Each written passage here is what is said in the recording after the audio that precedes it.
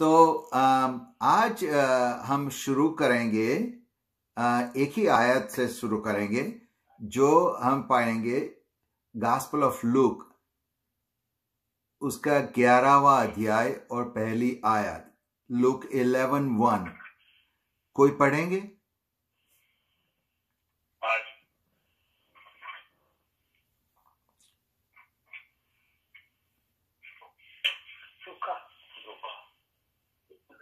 Look का अध्याय, उसका 11वां बाब और उसकी पहली आयत बताया आपने, राइट। लूक का शुभ वर्तमान, उसका 11वां बाब और उसके पहली आयत। परमेश्वर का वचन इस तरह से कहता है, वह किसी जगह प्रार्थना कर रहा था। जब वह प्रार्थना कर चुका तो उसके चेलों में से एक ने उससे कहा, हे प्रभु, जैसे यूहन्ना ने अपने चेलों को प्रार्थना करना सिखाया, वैसे ही हमें भी तू सिखा दे। अच्छा, तो ये स्टेटमेंट हमने कितनी बार पढ़ा है, लेकिन आज हमें उसे कुछ गौर से देखेंगे। ये जो डिसाइपल्स हैं, वो प्रभु यीशु को ऐसा क्यों बोलते हैं कि प्रभु, lord teach us to pray, हमें प्रार्थना करना सिखा। ये कोई बच्चे नहीं थे, ये डिसाइपल्स, हालांकि वो जवान थे, राइट। ऐसा नहीं था कि वो 2 साल के 3 साल के बच्चे हो जिनको मालूम ना हो कि कैसे प्रार्थना की जाती है, कैसे प्रे किया जाता है। तो ये बहुत ही इंपॉर्टेंट है कि उन्होंने ऐसा क्यों कहा कि हमें सिखा, प्रभु यीशु हमें बता कि हमें कैसे प्रार्थना करनी है। उसको समझने के लिए हमें देखना पड़ता है कि जूइश जो कल्चर था वो कैसा था।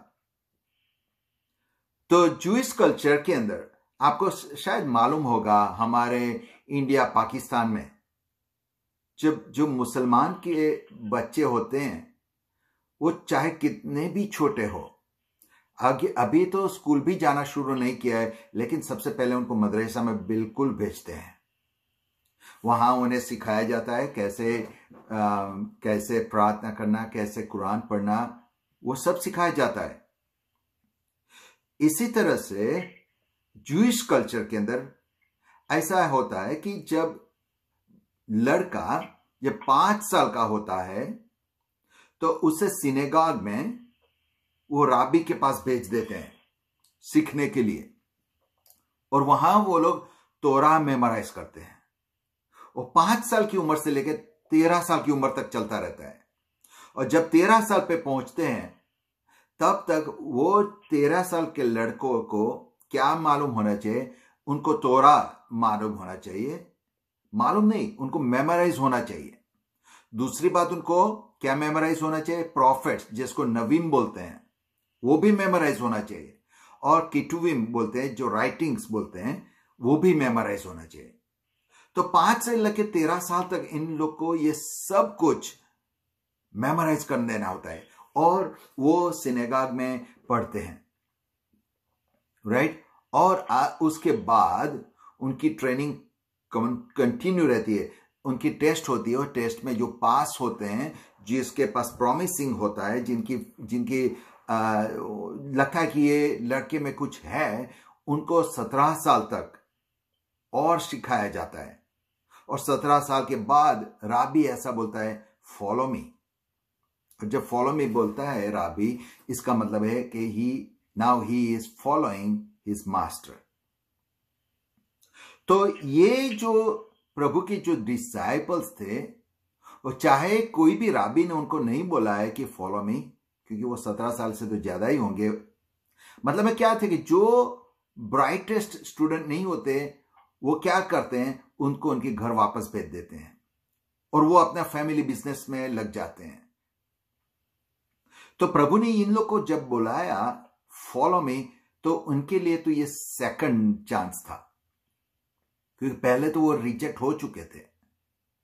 तो जब सेकंड चांस मिला वो प्रभु यीशु के पीछे चलने लगे। तो इनको तो बिल्कुल मालूम था कि प्रार्थना कैसे करना है। तो फिर सवाल ये उठता है, ये कैसे कहते हैं कि तू हमें प्रार्थना करना सिखा? किसी को आइडिया है? मैं सवाल पूछता हूं, क्यों ऐसा कहा उन लोग ने? उसे समझने के लिए हम डीप में जाएंगे, लेकिन आपको क्या लगता है कि उनको, देखिए हमारे घर में हमारे बच्चे होते हैं, हमें देख के प्रार्थना करना सीख जाते हैं। कोई माँ बाप ऐसे बिठाते नहीं है उनको कि तुझे ये मेमोराइज कर, ये कर। हाँ, कई करते भी है, लेकिन जिस तरीके से बोलता है, ये 17 साल के हैं, उनको क्या इतना भी मालूम नहीं था कि कैसे प्रार्थना करना? क्योंकि जो ज्यूज थे, जो यहूदी लोग हैं, वो बहुत ही रिलीजियस होते हैं, राइट? तो उनको प्रार्थना करना नहीं मालूम था, या उनके सवाल के अंदर कोई और मिस्ट्री रही हुई है? आपको क्या लगता है? कलाम में ऐसा लिखा है कि चेले लोग कहते हैं कि जैसे यूहन्ना ने सिखाया वैसे तो हमें सिखा। तो मुझे लगता है कि वो चेले लोग कुछ ऐसी आशाएं रखते हैं कि यूहन्ना के चेले जब दुआ मांगते हैं तो यीशु मसीह के चेले भी दुआ मांगे करके। हाँ, बिल्कुल बात सही है, लेकिन उनको मालूम था कैसे दुआ मांगना? मेरा सवाल यह है, ऐसा नहीं है, क्योंकि हमें मालूम है कि बाद में प्रभु यीशु ने जो, जिसे हमें लॉर्ड्स प्रेयर कहते हैं, राइट, वो लॉर्ड्स प्रेयर सिखाया कि यू ऐसे प्रार्थना करो, और father who art in haven, right, ऐसा सिखाया। तो वो ऐसी प्रार्थना जूइश कल्चर में नहीं थी।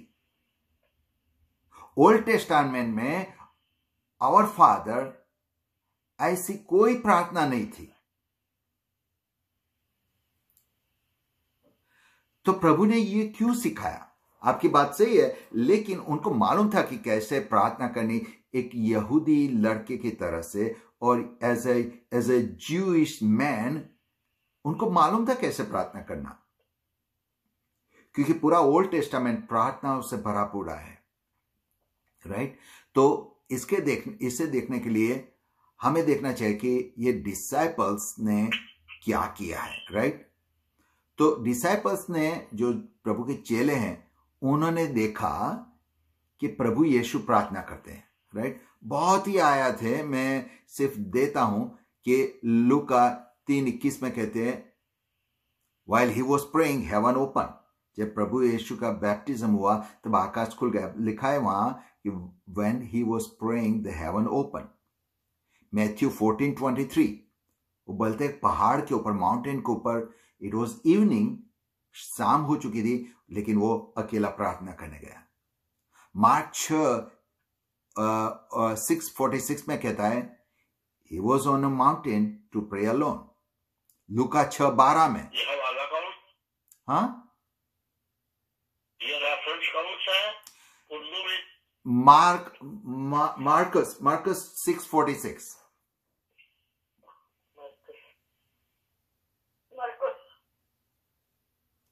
लूका 6:46, हाँ, लूका 6:12 में फिर से देखते हैं कि प्रभु यीशु अकेले प्रार्थना करने गए, और गए नहीं, पूरी रात उन्होंने होल नाइट प्रेयर किया।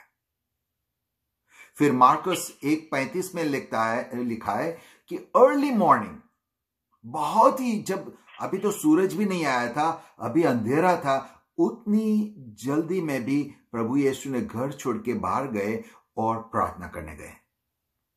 लूका 5:16 में वहां से लिखा है कि प्रभु यीशु विल्डरनेस में प्रार्थना करने को चले गए। लूका 9:18 में लिखा है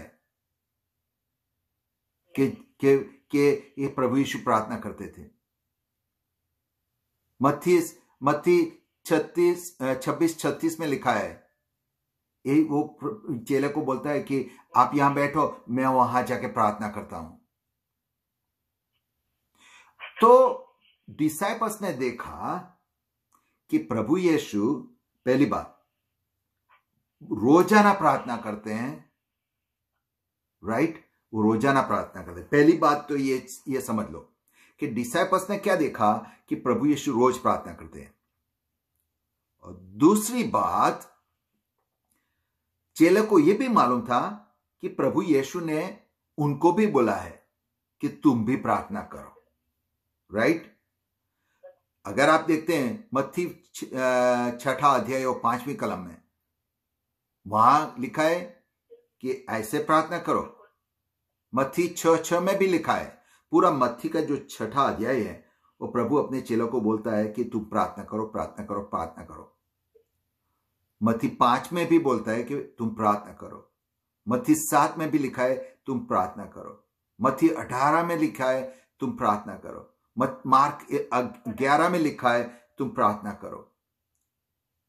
यूहन्ना 15 अध्याय में लिखा है 16वीं आयत में तुम प्रार्थना करो। यूहन्ना 16 अध्याय 23 कलम में 23 से 27 में लिखा है तुम प्रार्थना करो। तो आप ये देखते हैं कि प्रभु यीशु ने जो चीज किया, अपने पहली बात तो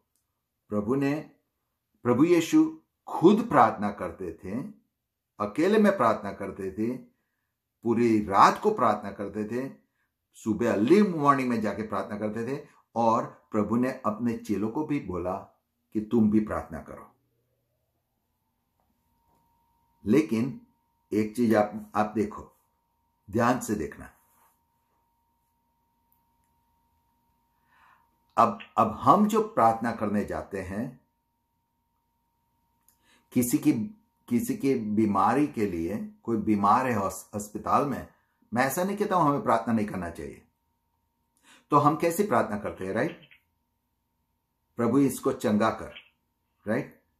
किसी को फाइनेंशियल ट्रबल है तो हम प्रार्थना कैसे करते हैं? प्रभु इनकी फाइनेंस में मदद कर। हम प्रार्थना करते हैं, बिल्कुल प्रार्थना करते हैं। लेकिन जब प्रभु इतनी प्रार्थना करते हैं तो प्रभु उनकी खुद की लाइफ में क्या करते हैं, प्रभु यीशु, वो हम देखेंगे, राइट? अच्छा, सबसे पहले देखेंगे, क्योंकि हमने देखा कि लूक कौन सी हमने पढ़ी, 11 आयत में पहली अध्याय में पहली आयत हमने पढ़ी, राइट? जब डिसाइपल्स ने आके बोला कि हमें प्रार्थना करना सिखाओ, राइट? तो लूक 1 से लेके 10 में क्या हुआ है कि 11 अध्याय आता है तो पर लोग चेले आके बोलते प्रभु हमें प्रार्थना करना सिखा, राइट? सबसे पहले पढ़ेंगे हम, म्यूट करना प्लीज, लूका 4, 33 और 34 और 35, 3 कलम कोई पढ़ेंगे? Look 4, 33 to 35।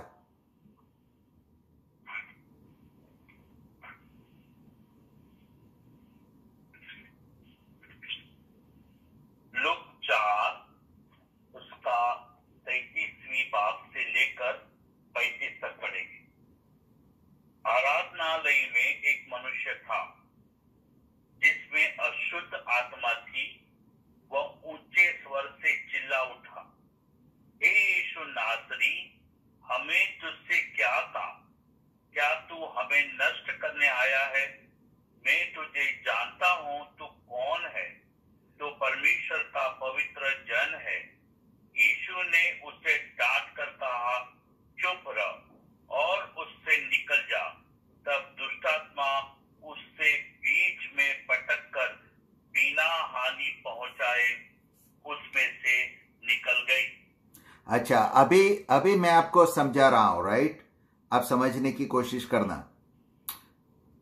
अभी ये दुष्ट आत्मा को प्रभु यीशु निकाल रहे हैं। उन्होंने प्रार्थना की है या नहीं की है?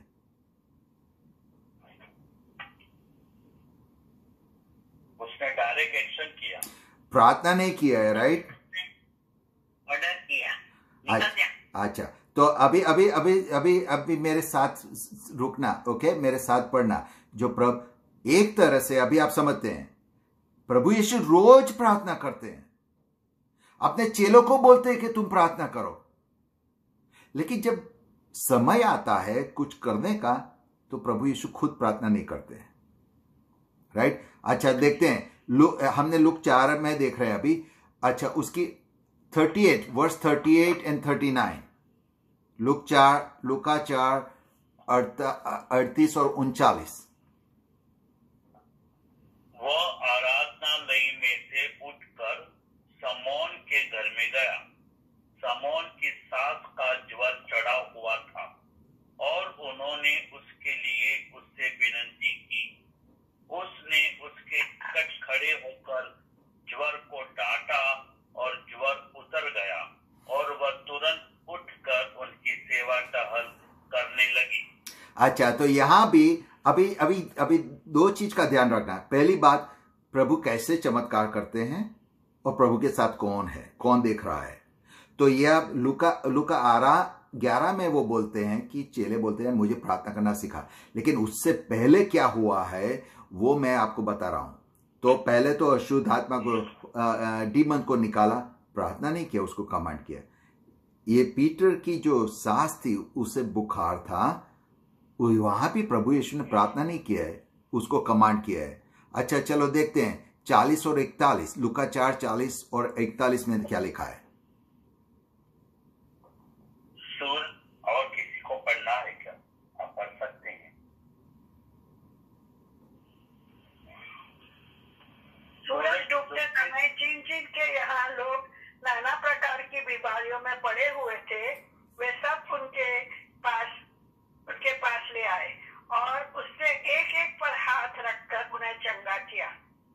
अच्छा, वहां अभी 1 और 2 नहीं, जितने भी आए उन सब को उन्होंने चंगा किया। लेकिन यहां भी नहीं लिखा है कि प्रार्थना हो रही है और प्रभु के चेले देख रहे हैं। राइट? लूक 5 12 और 13।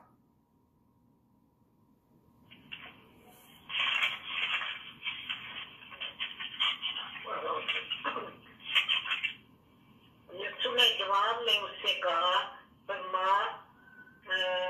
फरमाया गया है 5 12 13। लूका 5 12 13। जब वो एक शहर में था तो देखो कूड़ से भरा हुआ एक आदमी यीशु को देखकर मुंह के बल गिरा और उसकी मिन्नत करके कहने लगा, ऐ खुदावन, अगर तू चाहे तो मुझे पाप साफ कर सकता है। उसने हाथ बढ़ाकर उसे छुआ और कहा, मैं चाहता हूं कि तू पाप साफ हो जा। और वो फौरन उसका कोढ़ जाता रहा। अच्छा, ये आमीन। आपको मालूम है पूरे ओल्ड टेस्टामेंट में रिचुअल्स दिया गया था कि अगर किसको लेप्रेसी होता है तो उसे क्या करना है, क्योंकि कोई भी ओल्ड टेस्टामेंट में कोई भी ज्यू लेप्रेसी से हील नहीं हुआ था। आप बोलेंगे कि वो नामान को, लेकिन वो सीरियन था, वो यहूदी नहीं था। राइट? तो कभी भी कोई लेप्रेसी को, लेपर को चंगाई नहीं मिली थी। लेकिन यहां जो आज 2000 साल से पृथ्वी जब से पैदा हुई तब से लेके कोई भी यहूदी को लेप्रेसी से चंगाई नहीं मिली थी, वो पहली बार हो रहा है। और लेकिन वो यहां भी प्रभु यीशु ने प्रार्थना नहीं किया है, उसको छुआ और वो चंगा हो गया। राइट? फिर देखते हैं लूका 5 24 में देखते हैं क्या होता है।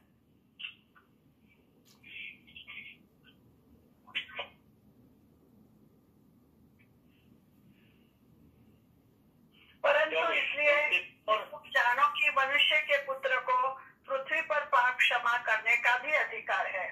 और उसने उस जोड़े के बारे हुए से कहा, मैं तुझसे कहता हूँ, उठ और अपनी खाट उठाकर अपने घर चला जा। अच्छा, तो यहां भी प्रभु ने उसको चंगाई दिया, लेकिन उससे प्रार्थना नहीं किया है वहां।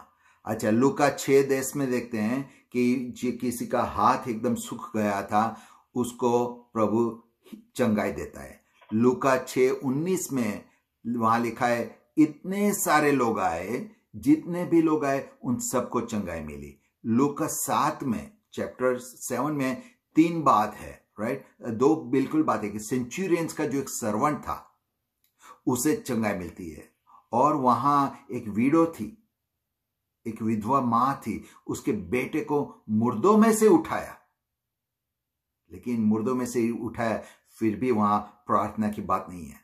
लूक फिर 8 में आते हैं, लूक 8 में आते हैं तो कहां होता है कि वहां वो तूफान आता है और सब लोग, चेले बोलते हैं कि हमारी जो नैया है वो डूब जाएगी।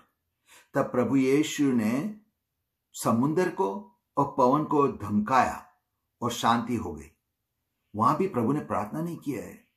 लूक 8 में हम देखते हैं कि वो जिसके अंदर लीजियंस था, 1 2 नहीं, हजारों जिसके अंदर अशुद्ध आत्माएं थी, उसको निकाला और वो पीक्स के अंदर चली गए, राइट? वहां भी प्रार्थना की बात नहीं है। लूक 8 में देखते हैं और वहां जायरस की बेटी को चंगाई मिलती है। लूक 8 में दूसरी एक बात है। वहां एक औरत है जिसको 12 साल से ब्लड की बीमारी थी, उनको भी चंगाई मिली। तो हमने देखा अब तक प्रभु ने चंगाई दिया, प्रभु ने तूफान को शांत किया, प्रभु ने मुर्दों में से लोगों को उठाया, और वो सब कौन देख रहे हैं? डिसाइपल्स देख रहे हैं, उसके चेले देख रहे हैं। लेकिन जो प्रभु यीशु रोज प्रार्थना करते हैं, जो प्रभु यीशु अपने चेले को बोलता है तुम्हें रोज प्रार्थना करना चाहिए, लेकिन जब प्रार्थना करने की जरूरत होती है वो समय पे प्रभु प्रार्थना नहीं करते हैं। और फिर हम लूक 9 के अंदर हम एक और चीज देखती है। वहां लूक 9 और पहली 2 आयत को पढ़ो।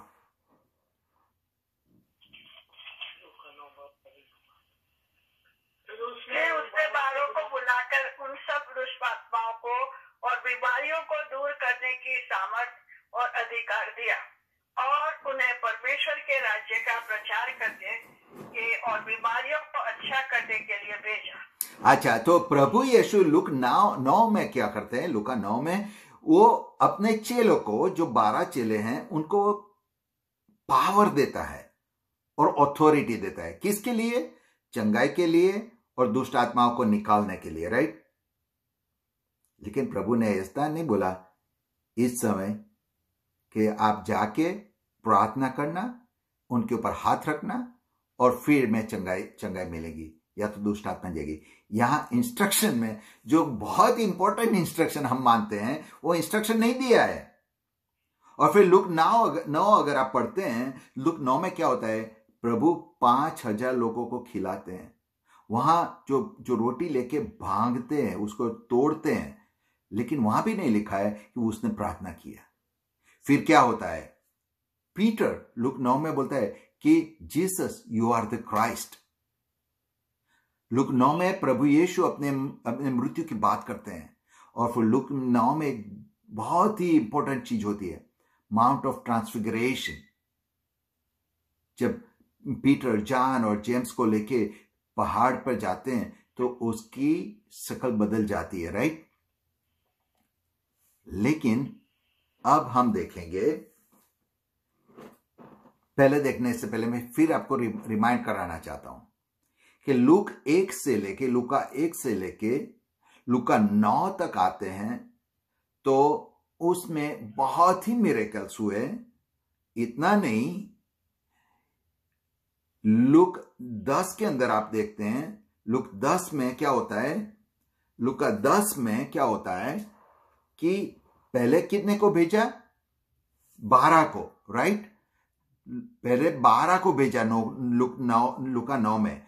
लेकिन लूका 10 में अगर कोई पढ़ेंगे 17वीं आयत, लूक 10:17,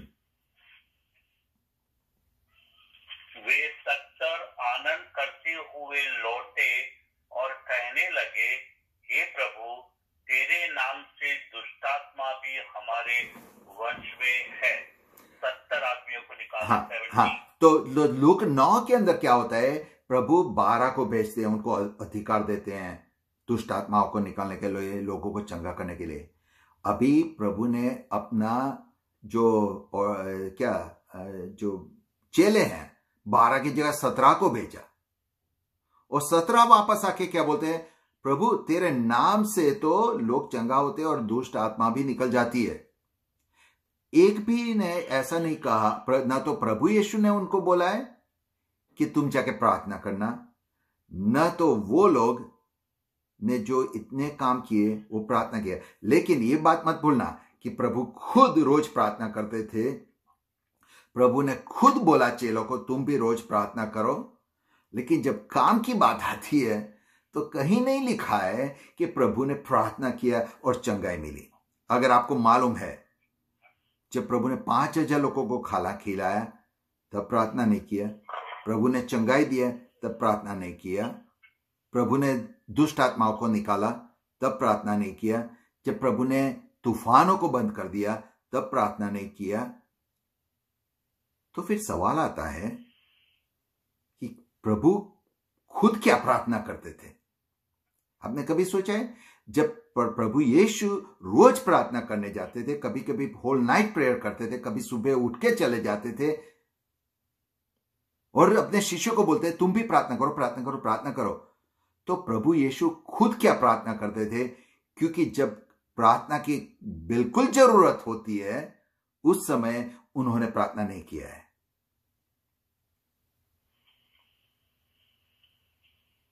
राइट? अच्छा, एक और चीज हम पढ़ेंगे, लुका 9:37-42।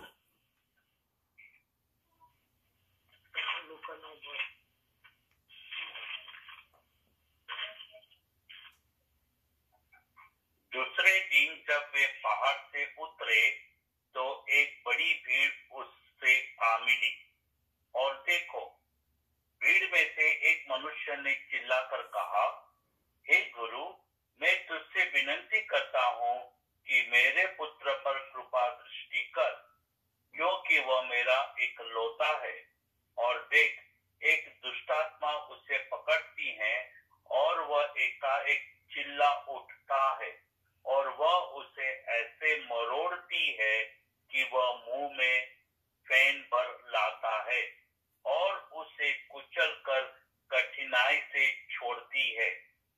मैंने तेरे चेलों से विनती की कि उसे निकाले, परंतु वे न निकाल सके। यीशु ने उत्तर दिया, हे अविश्वासी और हठीले लोगों, मैं कब तक तुम्हारे साथ रहूंगा और तुम्हारी सहूंगा। अपने पुत्र को यहाँ ले आ। वह आ ही रहा था कि दुष्टात्मा ने उसे पटक कर मरोड़ा, परंतु यीशु ने अशुद्ध आत्मा को डांटा और लड़के को अच्छा करके उसके पिता को सौंप दिया। अच्छा, तो ये चीज, ये जो बनाव है उसे ध्यान से गौर से सुनो। ये एक बाप है जिसका इकलौता बेटा है, उसको दुष्ट आत्मा परेशान करती है। वो प्रभु के चेलों के पास लाता है, चेले उसे निकाल नहीं सकते हैं। वो प्रभु यीशु के पास आता है, बोलता है कि ये तेरे चेले नहीं निकाल सकते हैं, और प्रभु यीशु उसे निकाल देते हैं। राइट? इतनी बात तो समझ में आ गई। यहां भी प्रभु यीशु ने प्रार्थना किया है? नहीं किया है। लेकिन ये जो बनाव है वो मत्ती में भी लिखा है, लेकिन उसमें एक और चीज लिखी गई है जो लूका में नहीं लिखा है। तो हम देखेंगे मत्ती 17 में 19, 20 और 21 पढ़ो।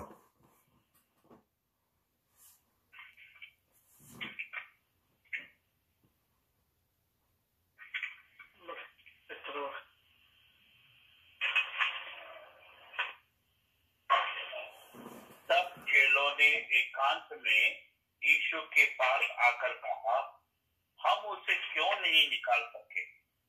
उसने उनसे कहा, अपने विश्वास की घटी के कारण, क्योंकि मैं तुमसे सच कहता हूँ, यदि तुम्हारा विश्वास राई के दाने के बराबर भी हो तो इस पहाड़ से कह सकोगे, यहाँ से सरक कर वहां चला जा, तो वह चला जाएगा, और कोई लिए असंभव न होगी, पर यह जाति बिना प्रार्थना और उपवास के नहीं निकलती। अच्छा, तो अभी आप देखिए, एक चीज को बहुत ध्यान से समझिए।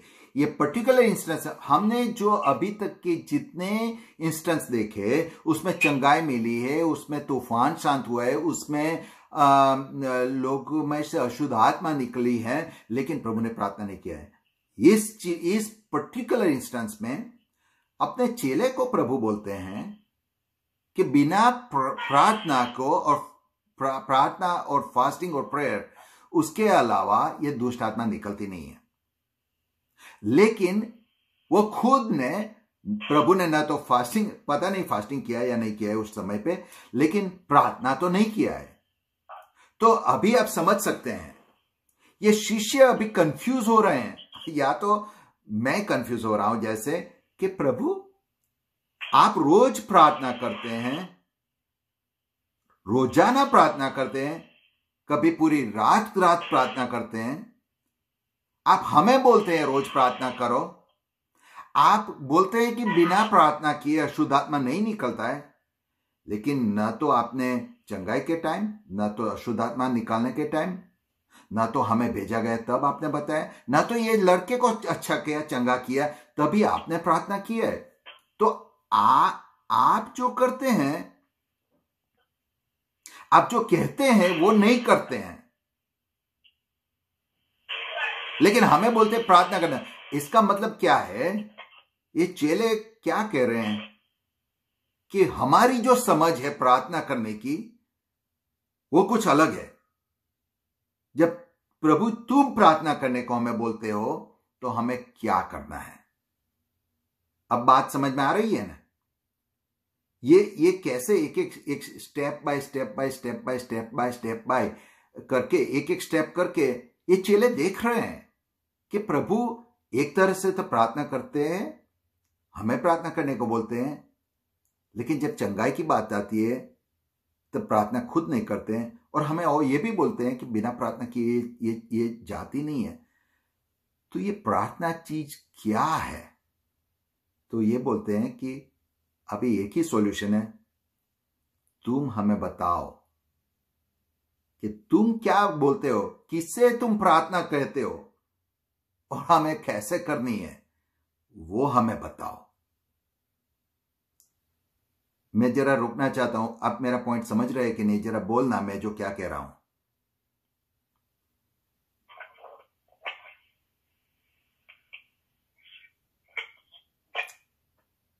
ये जो चेले हैं वो हमारे जैसे ही कंफ्यूज होंगे कि प्रभु एक तरह से तो आप बोलते हो प्रार्थना करो प्रार्थना करो प्रार्थना करो, लेकिन जब चंगाई करनी है, जब अशुद्ध आत्मा को निकालना है, जब तूफान को शांत करना है, तब प्रार्थना नहीं करते हैं।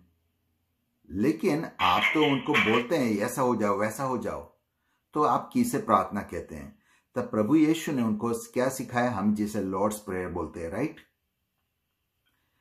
Our father who art in heaven. तो प्रभु से उनकी क्या सिखाना चाहते हैं? सबसे पहली बात, when we call our father, तो प्रभु ये बोलते हैं कि जब मैं प्रार्थना करता हूं और जब आप लोग प्रार्थना करो, तो इंपॉर्टेंट क्या है? आप इसे रिमाइंड करो कि वो हमारा बाप है और हम उसकी संतान है, औलाद है, हम उसके बेटे हैं, बेटियां हैं। That is the most important thing. It is the most important thing. आपको मालूम है, राइट, कि आपके घर में खाना है, अच्छी से अच्छी सी बिरयानी बनाई है, अच्छी सी मिठाई बनाई है, आपका बेटा बाहर से आता है,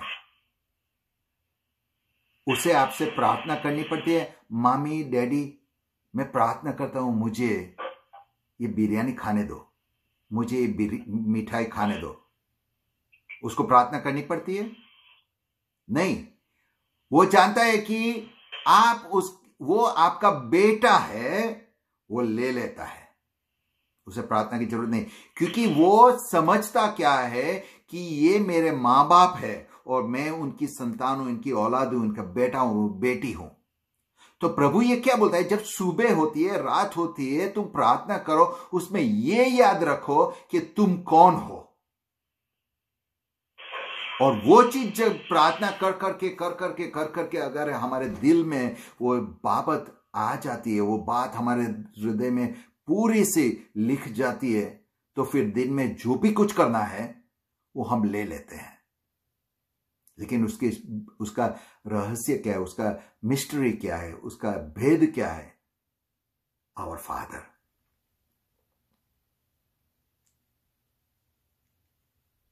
तो वहीं से शुरू होती है क्लोजनेस। आपको मालूम है कि जब सबको मालूम है, जब हमारे बेटे या बेटियां हमारे घर में होते हैं तो हम रोजाना साथ में बैठ के खाते हैं, बातें करते हैं, टीवी देखते हैं, मूवी देखते हैं, बाहर घूमने जाते हैं, वो सब करते हैं। जब वो बड़े हो जाते हैं, उनकी शादी हो जाती है, वो घर छोड़ के चले जाते हैं, दूर चले जाते हैं, फिर जो रिलेशनशिप होता है ना, उसमें थोड़ा अंतर होता है, पहले जैसा नहीं रहता है। ये बात तो मुझे समझाने की जरूरत नहीं, आप सबको मालूम है। उसमें थोड़ा डायनेमिक्स चेंज हो जाता है, क्योंकि वो हमारे साथ अभी नहीं रहते हैं, वो दूर रहने गए हैं। हो सकता है महीने में एक बार हमें देखने आते हैं। मैं ब्लेम नहीं कर रहा हूं किसी को, मैं समझाने की कोशिश कर रहा हूं। जब वो हमारे साथ 24 घंटे रहते हैं तब, और जो हमसे दूर जाते हैं तब की बात अलग होती है। ऐसा सोचो, जब हमारा आपके घर में नए बेटा बेटी का जन्म होता है, वो एक महीने का होता है, 2 महीने का होता है, 2 वीक का होता है, तो माँ उसे लेके गोदी में लेके चलती है, हर जगह काम करती है, कुछ भी करती है, उसका बच्चा उसके साथ में ही रहता है। वो कितना क्लोज रहता है। बच्चे को ना तो चिंता होती है मैं गिर जाऊंगा मेरी मां के हाथों में से, उसको ना तो खाने की चिंता है, ना तो नहाने की चिंता है, ना तो कपड़े की चिंता है, क्योंकि उसे पता है वो सब मिल जाएगा, उसको सिर्फ रोने की जरूरत है। तो जब प्रभु यीशु ये सिखाना चाहते हैं, शिष्य को बोलते हैं कि भाई मैं तुमको बोलता हूं कि तुम प्रार्थना करो, मैं खुद प्रार्थना करता हूं, लेकिन उसका जो हर्द क्या है, उसका भेद क्या है, उसका मेन पॉइंट क्या है, कि आप प्रभु के क्लोज जाओ, उसके साथ बैठो और समझो कि वो he is my father. He is not angry. He is my father and I am his.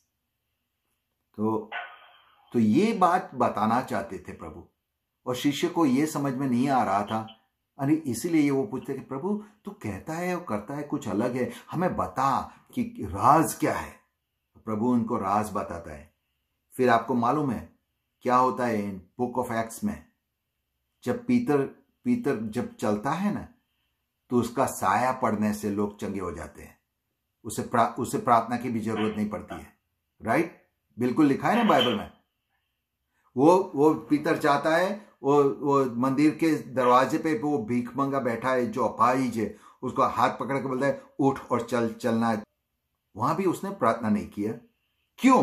क्योंकि प्रभु ने उनको जो बताया लूका 11 में कि तुम ऐसे प्रार्थना करो, माय फादर, वो लोग सब चेले समझ गए कि इंपॉर्टेंस क्या है, कि मेरे रिलेशनशिप प्रभु के साथ, दैट इज मोर इंपॉर्टेंट। फिर वो सब चीजें तो हो जाएगी। तो प्रार्थना में क्या है, हाँ हम प्रार्थना करते, मैं नहीं कहता हूं आप गलत प्रार्थना करो, मैं ये नहीं कहता हूं कि आप चंगाई के लिए प्रार्थना करो, मैं ये नहीं कहता हूं आप मुश्किल के प्रार्थना नहीं करो, आप करो, लेकिन प्रार्थना करो तो उसके पीछे का जो राज होना चाहिए कि प्रभु को आप जानो को वो मेरा बाप है और वो मेरे से कुछ छुपा के रखने वाला नहीं है। अब अगर हम ऐसी प्रार्थना करेंगे तो फिर ऐसा टाइम आएगा कि आप भी पसार होंगे न, तो लोग, क्योंकि चंगाई बिना प्रार्थना किए हो जाएगी। मैं ऐसा नहीं कह रहा हूं प्रार्थना की जरूरत नहीं है, मैं ये कह रहा हूं कि प्रार्थना के जो राज है उसको समझने की जरूरत है। हो सकता है प्रभु ने आपको आज आशीष दिया है। Thank you.